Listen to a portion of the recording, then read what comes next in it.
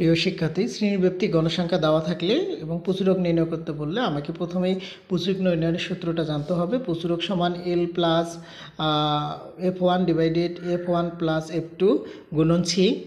আমরা দেখতে পাচ্ছি সূত্রটা লিখে ফেলছি এখানে। আচ্ছা, তোমরা এই সূত্রটা মুখস্থ রাখবেন। রাখার পর আমরা প্রচুরক নির্ণয় শুরু করব। এখন প্রচুরক শ্রেণী কীভাবে বের করব? এই যে গণসংখ্যার মধ্যে দেখবেন যে সংখ্যাটি সবচেয়ে বড় আছে সেটাই হলো প্রচুরক। তাহলে এখানে গণসংখ্যার মধ্যে দেখা যাচ্ছে 3, 5, 6, 3, 3 দেওয়া আছে। তাহলে এখানে সবচেয়ে বড় সংখ্যা হলো 6। তাহলে আমাদের প্রচুরক হলো 6।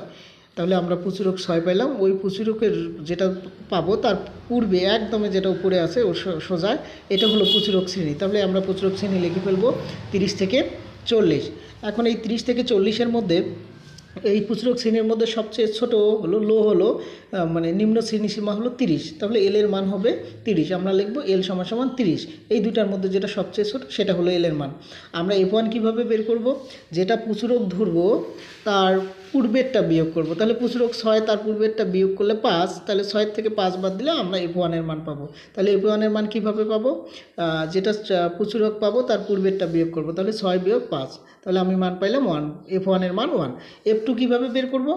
F2-র মানটা আমরা কীভাবে বের করব? যে প্রচুরকটা ধরবো তার পরেরটা বিয়োগ। আমি আবারও বলতেছি, F2 বের করতে গেলে যেটা প্রচুরক পাবো তার পরেরটা বিয়োগ করব। তাহলে বিয়োগ করলে আমি যে সংখ্যাটা পাবো সেটা হলো F2-র মান।